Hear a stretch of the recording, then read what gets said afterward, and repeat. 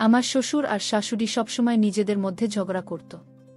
খুব ছোট ছোট বিষয় নিয়ে তারা নিজেদের মধ্যে বাচ্চাদের মতো ঝামেলা করত। আমার শ্বশুর আর শাশুড়িকে সবসময় বলতো, তুমি আমার কোনো কিছুই না, তুমি আমার ঠিক মতো সেবা যত্ন নাওনি। সেই কথা শুনে আমার শাশুড়ি আবার আমার শ্বশুরকে বলতো, তোমাকে বিয়ে করে তো আমার জীবনটাই নষ্ট হয়ে গেছে। আমি সেই সময়টার জন্য আফসোস করি, যে সময় আমি তোমাকে বিয়ে করার জন্য রাজি হয়েছিলাম। এখন প্রতিদিনই শ্বশুর শাশুড়ির ঝগড়া দিয়ে সকাল শুরু হতো, আর তাদের ঝগড়া দিয়ে রাত্রি হতো। একদিন আমার শাশুড়ি তার নিজের কাজকর্মের জন্য একজন চাকরানি রাখে। সে সবসময় আমার শ্বশুর শাশুড়ির সাথে থাকত। যখন থেকে সে এই বাড়িতে এসেছিল, তখন থেকেই সে খুব দুর্বল হতে শুরু করে। কিন্তু সেই চাকরানির আশাতে আমার শ্বশুর শাশুড়ি খুব খুশি থাকতে শুরু করে। তারা নিজেদের মধ্যে এখন আর ঝগড়া করে না। একদিন যখন আমি চাকরানিকে জিজ্ঞাসা করি যে, তোমার এই অবস্থা হয়ে যাচ্ছে কেন, তখন সে বলে, তোমাদের হিসাব ভগবান করবে। তার কথা শুনে আমি ভয় পেয়ে যাই। একদিন চাকরানি শাশুড়ির জন্য চা বানাতে বানাতে বেহুশ হয়ে পড়ে যায়। আমি সঙ্গে সঙ্গে তাকে হাসপাতালে নিয়ে যাই। যখন ডাক্তার তার চেক আপ করার পর ঘরের বাইরে আসি, আমি অবাক হয়ে যাই এবং ভয় পেয়ে যাই। যখন ডাক্তার আমাকে তার রিপোর্ট দেখায়, তখন আমি অবাক হয়ে যাই। আমার মাথায় তখন আকাশ ভেঙে পড়ে, কারণ সে 3 মাস ধরে শ্বশুরের সাথে। মূল ঘটনাটি শুরু করার আগে তোমাদের ছোট্ট একটা অনুরোধ, তোমরা কষ্ট করে এই ভিডিওতে একটি লাইক দিয়ে দাও, আর চ্যানেলটি অবশ্যই সাবস্ক্রাইব করে পাশে থাকবে। এবার আসল ঘটনাটি শুরু করি। আমার নাম আয়না, আমিষ আবার থাকি। আমরা 3 ভাই বোন। আমার বাবা নিজের এলাকার মধ্যে একটা ক্লিনিক চালায়, আর আমার মা স্কুলে চাকরি করে। আমরা নিজেদের পরিবারে অনেক সুখী ছিলাম। মা সবসময় চাইত তার ছেলের জন্য একটা সুন্দর বউ নিয়ে আসবে, কিন্তু আমার বাবা বলতো যে আগে মেয়ের বিয়ে দিয়ে দেওয়া উচিত, ছেলের বিয়েতে যখন খুশি হয়ে যাবে।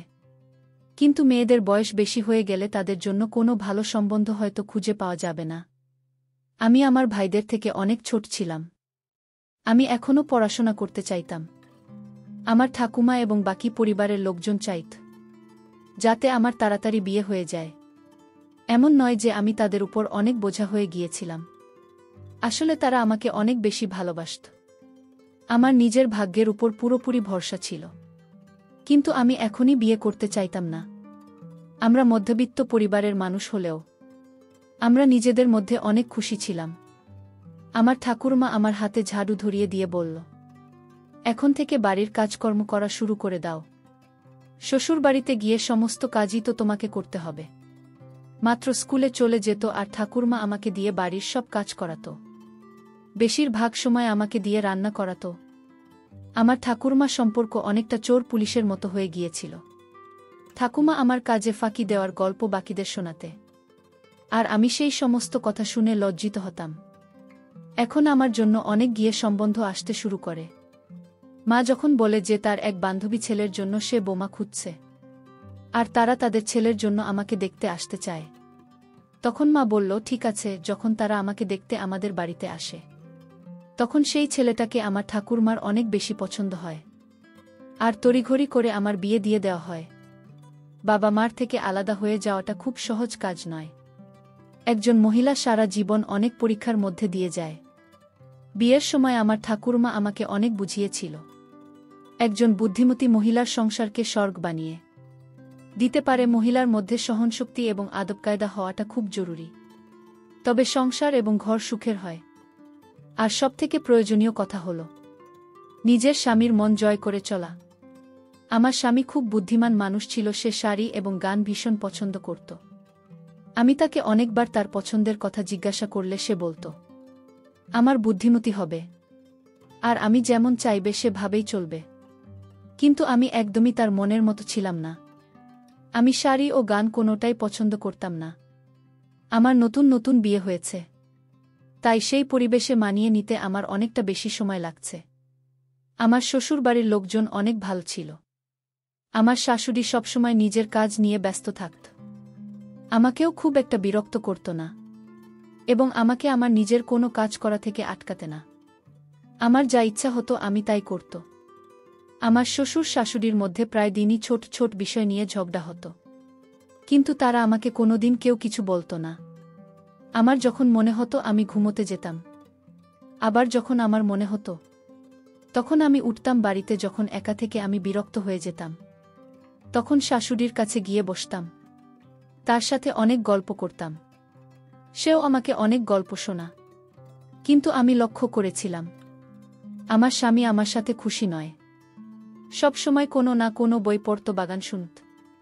আমি তার সাথে কথা বলার চেষ্টা করতাম, যখন তখন শুধু এই একটাই উত্তর দিত। আমি অনেক বেশি কথা বলতাম। আমার বাড়ির লোকেরাও আমার এই অভ্যাসের জন্য অনেক বেশি চিন্তিত ছিল। আমার বিয়ে হয়েছে 4 মাস হয়েছে। আমি একদিন আমার স্বামীকে বলি, যখনই আমি তোমার সাথে কথা বলতে চাই তুমি শুধু হ্যাঁ বা মাথা নাড়িয়ে আমার কথার উত্তর দাও। তুমি কি আমার সাথে কথা বলতে চাও না? তোমার কি আমার সাথে কথা বলতে ভালো লাগে না? আমিও চাই আমার স্বামী আমার সাথে ঘন্টার পর ঘন্টা কথা বলুন। তুমি কালকে আমাকে মার্কেটে নিয়ে যাবে, আর আমার কোনটা কেনাকাটা করার আছে? তোমার তো সব কিছু খেয়ালই থাকে না। যে বুকে কোথায় ঘুরতে নিয়ে যেতে হয়, তাকে কোনো রেস্টুরেন্টে খাওয়াতে নিয়ে যেতে হয়। আমি এসব কথা বলে যাচ্ছিলাম, কিন্তু আমার স্বামী কোনো উত্তরই দিচ্ছিল না। তারপর হঠাৎই আমার স্বামী রেগে গিয়ে আমাকে বলে, ব্যাস চুপ করো, আর কত কথা বলবে? আমি তার এই কথা শুনে চমকে যাই। আমি অদ্ভুতভাবে তার দিকে তাকিয়ে থাকি। আমার যেন কেমন ঝটকা লাগে। কিছুক্ষণ পর আমি নিজেকে স্বাভাবিক করে বলি, আচ্ছা ঠিক আছে, আমি আর বলবো না। তখন আমার স্বামী বলে, না না, তুমি থামবে কেন? তোমাকে আর চুপ করে আমার উপর দয়া করতে হবে না। তুমি তোমার মতো কথা বলেই যাও। তুমি তো আমার জীবনটাকে নরক বানিয়ে দিয়েছ। তোমার সাথে কথা বলবো? আমার তোমার মতো ফালতু কথা বলার এত সময় নেই। আমি কিছুতেই বুঝতে পারছিলাম না আমার স্বামী কেন আমার উপর এত রেগে গেল। বাবা মা একটু তাড়াতাড়ি আমাকে বিয়ে দিয়ে দিয়েছিল। আমার বয়স তখন সবে 19 বছর। সেদিন আমার মনটা পুরোপুরি ভেঙে যায়। ভাঙা মনে আমি চিন্তা করতে থাকি, আমি আমার স্বামীর সাথে কি এমন করলাম যার জন্য আমার স্বামী এত রেগে গেল? আমার তো সবসময় একজন আদর্শ বউ চাইতো। আমি মনে মনে ভাবলাম, হয়তো আমি তার আদর্শ বই, সেজন্য সে আমার সাথে এরকম ব্যবহার করছে। কিন্তু তারপরেও আমি তাকে জিজ্ঞাসা করতে চাইতাম, যখন সে আমাকে পছন্দ করে না, তবে আমাকে দিয়ে কেন করল? আমার অনেক কান্না পাচ্ছিল। আমি আমার শাশুড়ি মায়ের অনুমতি নিয়ে আমার বাবার বাড়ি চলে গেলাম। বাবার বাড়ি এসে দেখি সেখানে শুধু ঠাকুরমা ছিল। আমি তার গলা জড়িয়ে ধরে অনেক কান্না করি। আমি তাকে সব ঘটনা বলে দিই। সে কিছুক্ষণ চুপচাপ থেকে আমার সব ঘটনা মন দিয়ে শুনে আমাকে বলে, দেখো, সংসার তৈরি করা এত সোজা কাজ নয়। তার থেকেও মুশকিল কাজ হলো নিজের স্বামীর মনে নিজের জন্য জায়গা তৈরি করা। এটা নয় যে সে কোনো মেয়েকে পছন্দ করে হতে পারে। সে চায় যে তার বোন তার মতো হোক, তাকে বুঝুক, তার সব কথা শুনে চলুন। তুমি তার মন জেতার চেষ্টা করো, তাকে বোঝার চেষ্টা করো। তারপর দেখবে তোমার স্বামী তোমার পিছনে পিছনে ছুটছে। ঠাকুমার সব কথা আমি বুঝতে পেরে গিয়েছিলাম। সেজন্য পরের দিন আমি আবার নিজের শ্বশুরবাড়িতে ফিরে আসি। শ্বশুরবাড়িতে ফিরে সে ঠাকুমার বলা কথা মতো আমি সমস্ত প্ল্যান করা শুরু করি। কিন্তু যখনই আমার স্বামীর বলা কথাগুলো আমার মনে পড়ত, আমার চোখে জল আসত। বাড়ি ফিরে আমার শাশুড়ির সাথে দেখা করার জন্য যখন আমি শাশুড়ির ঘরে যাই, সেখানে গিয়ে দেখি আমার স্বামী সেখানে বসে আছে। আর তার মাকে বলছে, মা, আয়না শুধু বিয়ে পাশে কিছুই জানে না। সে কোনো আদব কায়দাও ঠিক করতে জানে না। তুমি এত কম বয়সী একটা মেয়েকে কেন আমার সাথে বিয়ে দিলে? আমি তোমার ছেলে। আমি ভেবেছিলাম যে তুমি আমার পছন্দের কথা মাথায় রাখবে। আমার পছন্দমতো আমার জন্য একটা মেয়ে খুঁজে বের করবে। কিন্তু তুমি তোমার পছন্দের কোনো খেয়ালই এই কথা বলে আমার স্বামী নিজের কথা অসমাপ্ত রেখে দেয়। আমার শাশুড়ি বলে, তুমি তো আমাকে ভয় পাইয়ে দিয়েছিলে। আমি তো ভেবেছিলাম তুমি আমাকে আরও অন্য কিছু হয়তো বলবে। আসলে আয়নার মা আমার অনেক উপকার করেছে, যে উপকারের দিন আমি কখনো শোধ করতে পারব না। যদি আয়না কম শিক্ষিত, কি হয়েছে? তুমি তাকে আরও বেশি পড়িয়ে নাও। তাকে সময় দাও, তাকে বোঝো, তার এখন বয়স কম। তুমি তাকে যেভাবে বলবে সেভাবেই চলবে। আর শুধু পড়াশোনা দিয়ে তো সংসার চলে না। সংসার চালানোর জন্য বাড়ির বউকে বুদ্ধিমতী হতে হয়। সমস্ত সম্পর্কে ঠিকঠাকভাবে আঁকড়ে ধরে রাখতে জানতে হয়। বড়দের সম্মান করতে জানতে হয়। তুমি তার সমস্ত বলগুলো ছেড়ে দিয়ে তার ভালোটা খোঁজার চেষ্টা করো। তাকে ভালোবাসার ভালো গুণ খুঁজে বের করার চেষ্টা করো। আমার স্বামী, তার মা এই সমস্ত কথা মাথা নিচু করে চুপচাপ বসে শুনছিল। আর আমার শাশুড়ির এই সমস্ত কথা শুনে তার প্রতি সম্মান আমার আরও বেড়ে যায়। আমার শাশুড়ি অনেক ভালো মহিলা ছিল। আমার মা সবসময় বলতো তোমার শাশুড়ি খুব ভালো মানুষ। সে তোমার সাথে কোনো ভুল কিছু হতে দেবে না। তার নিজের সাথে অন্যায় হয়েছে। সে একজন ভেঙে যাওয়া মানুষ। তুমি সেই মানুষটাকে যত বেশি ভালোবাসবে সে তোমাকে তার দ্বিগুণ ভালোবাসা ফিরিয়ে দেবে না। জানি শাশুড়ি কোনো উপকারের কথা বলছিল। যাই হোক, এখন আমার স্বামীর ব্যবহারে অনেক বদল এসেছে। একদিন সে আমাকে কলেজে নিয়ে যায় এবং ভর্তি করিয়ে দেয়। সে নিজের বলা কথায় অনেক লজ্জিত ছিল। আমি ঠাকুমার বলা কথা মতো সব প্ল্যান করতাম। আমি তার মনের মতো হওয়ার চেষ্টা করতাম। সময়ের সাথে সাথে আমার স্বামী আমার কাছে আসতে শুরু করে। কিন্তু যখনই আমি তাকে পুরনো কথাগুলো মনে করিয়ে দিতাম তখন সে আমার কাছ থেকে ক্ষমা চাইত। আমি বুঝে গিয়েছিলাম আমার স্বামী একজন ভালো মানুষ, শুধু সে একটু বেশি রাগী। আমার একজন নন, আর একজন দেওয়া ছিল। কিন্তু আমার সময় যাওয়ার সাথে সাথে আমার শরীর দুর্বল হতে শুরু করে। আমি শাশুড়িকে বলে কিছুদিনের জন্য বাপের বাড়ি গেলাম। বাড়ি থেকে কিছুদিন পর ফিরে এসে দেখলাম শাশুড়ি তার নিজের কাজের জন্য একজন চাকরানী রেখেছে। সে অনেক গরিব ছিল। সবসময় আমার শ্বশুর শাশুড়ির ঘরে থাকত। তাদের ঘরে ঘুমন্ত আমার শ্বশুর শাশুড়ি এখন অনেক খুশি ছিল। এখন আর তাদের মধ্যে আগের মতো ঝগড়া হয় না। কিন্তু যখন থেকে সেই চাকরানী আমাদের বাড়িতে এসেছে তখন থেকে সে অনেক দুর্বল থাকতে শুরু করে। একদিন আমি সেই চাকরানীকে যখন জিজ্ঞাসা করি তখন সে কাঁদতে কাঁদতে বলে, তোমার শ্বশুর শাশুড়ির হিসাব ভগবানকে একদিন দিতে হবে। তার কথা শুনে আমি ভয় পেয়ে যাই।